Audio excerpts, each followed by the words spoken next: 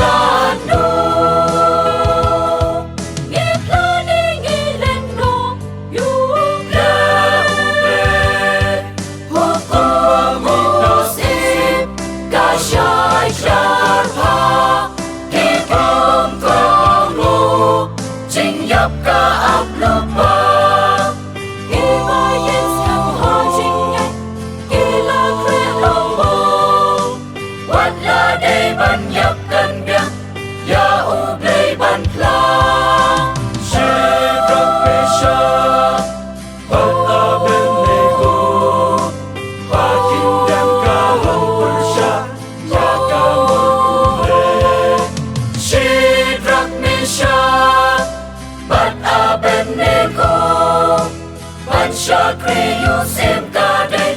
ban mani kam day what pins yo sipi human sim bakut uble da ubala shon shak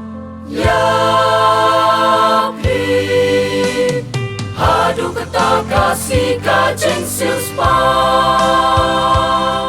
Nong shun ki aptam Penlot ki kon ubleng Ki an babun chan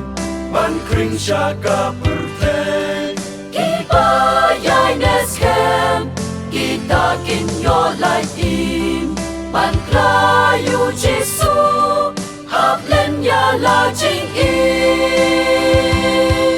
Lai ngut Samla Jiw Kikut jingmut skem Kerdan di burong Inoban om pendem Kaba kortam yakin Ban mani tang yuble Shong sir jing im Kim shep ting da lei lei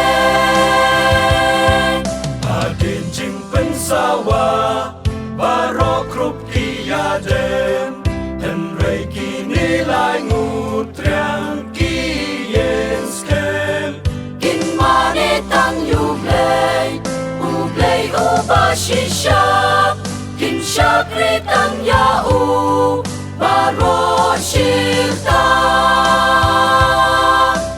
Ti usim hukum yakin Ti usim hukum yakin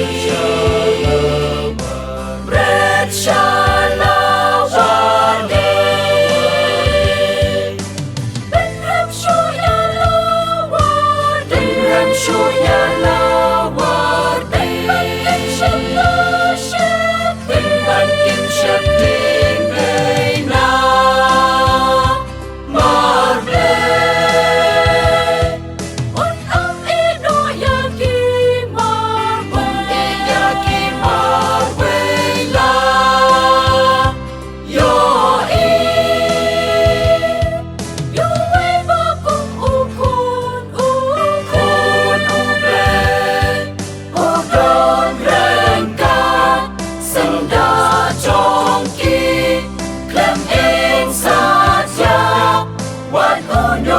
sakhi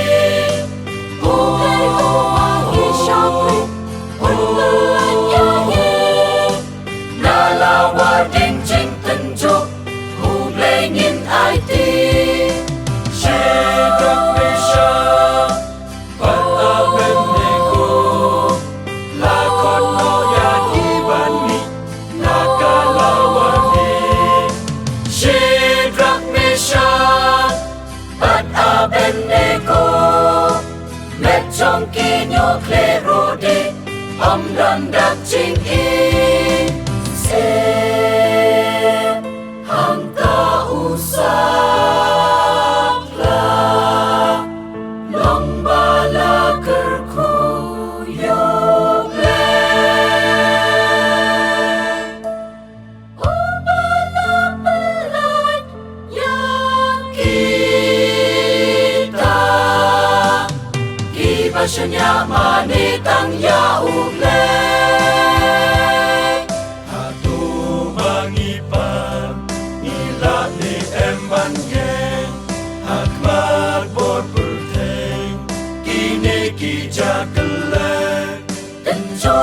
ya chính nghe can nu nghi khôi ban pla ca cho nga can đô nga khôi ni em ban pa Indians come ban hu